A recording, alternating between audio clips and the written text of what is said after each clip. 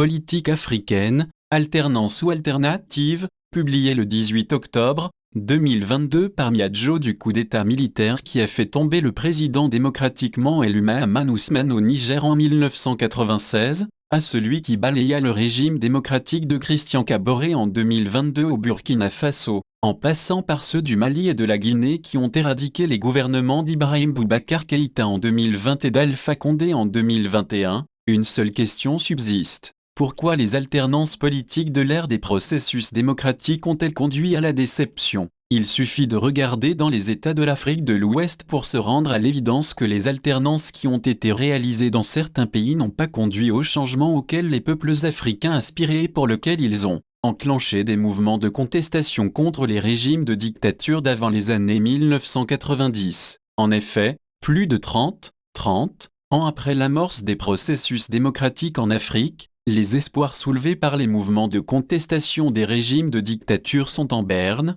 s'ils n'ont pas cédé au désenchantement. Les alternances politiques qui ont amené au pouvoir dans certains pays de nouveaux dirigeants politiques, autrefois opposants farouches aux ordres politiques anciens, n'ont pas réussi à combler les attentes des populations africaines aspirant au mieux vivre. Dans la plupart des pays, la démocratie promise par les opposants n'est pas au rendez-vous, de même que le redressement économique et ses corollaires l'état de droit, la bonne gouvernance et les droits humains. Les vieilles pratiques décriées sous les régimes de dictature, accoutumées au tribalisme, à la corruption, au détournement de l'argent public et au favoritisme se sont renouvelées, si elles n'ont pas empiré dans bien de cas, au Bénin, au Niger, au Mali et au Congo-Brazzaville, pour ne citer que ces pays dans lesquels des alternances ont été réalisées au début des processus démocratiques et plus tard au Sénégal en 2000 et ailleurs. Les alternances n'ont pas délivré la promesse faite par les acteurs politiques qui en avaient fait leur mot d'ordre. À l'heure du bilan, plus de 3 décennies après les alternances démocratiques,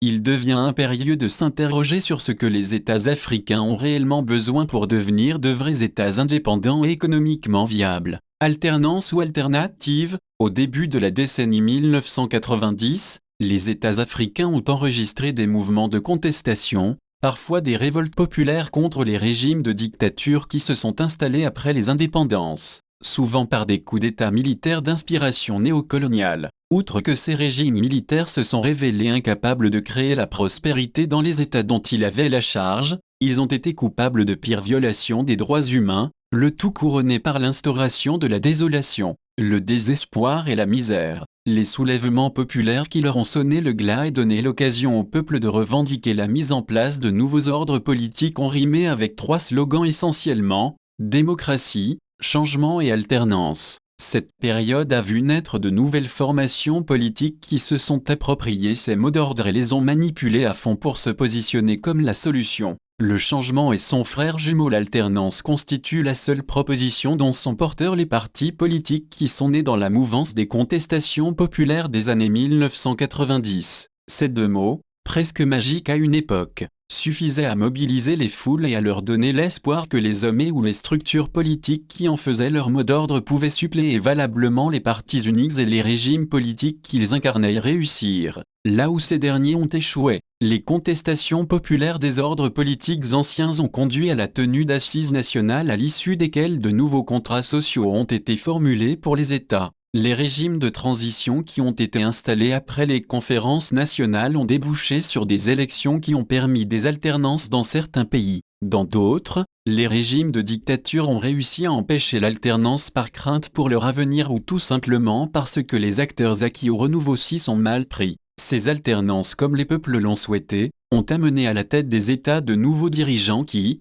dans le passé, étaient de farouches opposants aux anciens régimes politiques. Pour les peuples des pays où les élites dirigeantes ont été renouvelées, les conditions étaient réunies pour instaurer la démocratie et la prospérité. Les alternances et ses déboires, les alternances tant souhaitées par les peuples et savamment instrumentalisées par les partis politiques nés dans la mouvance démocratique ont été réalisées dans des pays comme le Bénin, le Niger, le Mali, le Congo-Brazzaville, le Sénégal, la Gambie, etc. Les populations se sont empressées de voter pour les candidats qui disaient incarner la démocratie, le changement et l'alternance. Dans ces pays, le renouvellement des classes politiques dirigeantes a donné au peuple l'espoir d'une vie meilleure. Ces nouvelles élites dirigeantes sont accueillies par les peuples africains comme l'écrivain français Charles Maurras avait accueilli le régime de Vichy. Nos idées sont au pouvoir. Dans l'espérance des peuples, les années de misère seraient bientôt de lointains souvenirs. Les nouveaux dirigeants allaient travailler à installer la démocratie et créer la prospérité. Il a suffi seulement d'un mandat de 5 ans dans certains pays pour que les peuples soient désillusionnés. Au Bénin, les électeurs ont ramené l'ancien dictateur marxiste Mathieu Kérékou à la place de Nicéphore Soglo, le premier président de l'alternance. Au Niger, le président Mahaman Ousmane a été balayé par un coup d'état militaire avant même d'avoir bouclé son premier mandat. Ailleurs, les alternances successives n'ont pas comblé les attentes des électeurs et des populations. C'est le cas du Mali où les présidents Amadou Toumani Touré et Ibrahim Boubacar Keïta ont été balayés par des coups d'état militaires et au Burkina Faso en 2022 où le président démocratiquement élu, Christian Kaboré, a été enlevé aussi du pouvoir par un coup d'état militaire. Au Sénégal, l'opposant historique Abdoulaye Wade a passé 10 ans à la tête du pays sans avoir réussi à réaliser les promesses qu'il faisait quand il était grand opposant à Senghor et à Diouf. Contrairement à ses prédécesseurs qu'il critiquait, c'est lui qui a essayé d'installer son fils au pouvoir. Les tableaux les plus sombres sont ceux de l'ex-opposant historique Alpha Condé, pourfendeur des régimes de Sékou Touré et de Lansana Conté, et d'Alassane Ouattara qui n'ont eu aucun scrupule pour réviser les constitutions guinéennes et ivoiriennes pour s'octroyer des troisièmes mandats interdits. Partout ailleurs où les alternances ont été réalisées, les nouveaux hommes forts n'ont pas réussi à installer la démocratie et la prospérité. Les grands mots qui minent l'Afrique depuis les années 80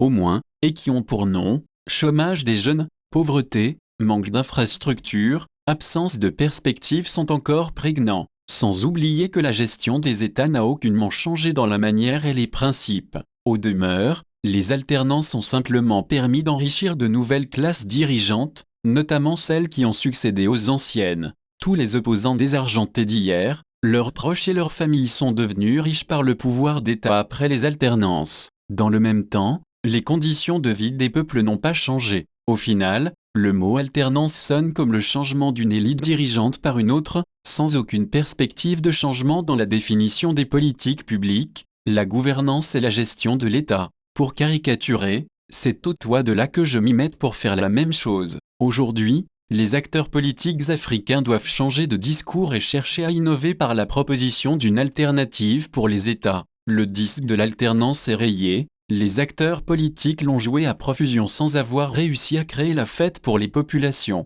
Ceux qui en ont fait leur projet de société et le crient pendant les campagnes électorales doivent se rendre à l'évidence que le mot est devenu ringard et contre-productif. L'alternative, la solution partout ailleurs en Afrique, les alternances n'ont pas permis de régler les problèmes de fond qui sont ceux des États du continent, des anciens régimes aux nouveaux, des dictateurs des années d'avant 1990 aux opposants d'après. La gestion des années n'a pas changé et l'émergence économique n'a pu être réalisée. Il appert devant ce constat de changer de paradigme et de rechercher les vraies solutions aux problèmes africains. Les élites semblent être issues de la même école et sont dépositaires de la même culture. Tout pourri. Dans ce cas, la solution ne se trouve pas dans le remplacement de l'élite politique dirigeante mais plutôt dans la capacité des acteurs politiques à imaginer un système politique qui s'ancre véritablement dans la culture et les réalités africaines et à proposer des politiques publiques porteuses de solutions. Cela suppose que les États rompent avec le plagiat de la démocratie occidentale et créent leur propre système politique qui prend en compte les aspirations des peuples à la liberté, au respect de leurs droits et leur implication dans le choix des gouvernants. Les pays émergents d'Asie, la Chine et l'Inde ne sont pas devenus des États émergents et ou développés grâce à la démocratie occidentale et moins encore à l'alternance. Le Rwanda qui a fait de grandes performances économiques n'a pas connu d'alternance depuis 1994. La Chine s'est développée, non pas par l'alternance, mais plutôt en sortant de son propre génie un système de remplacement des dirigeants au sein du même parti politique. Ce qui veut dire que même si l'alternance est nécessaire pour renouveler les hommes et les idées en politique, elle n'est pas la condition sine qua non pour le développement. Or le développement est la finalité de la politique. À quoi sert la démocratie ou le meilleur système politique si sa finalité n'est pas de servir l'homme ? Quel système politique et quelle politique publique pour porter le développement de l'Afrique ? Voilà les vraies interrogations. Au regard des constats, ne voterons-nous pas pour l'alternative plutôt que pour l'alternance que nous avons criée ces 30 30 dernières années, l'alternative ne porte-t-elle pas l'alternance, par Fulbert Sassou à Tissot.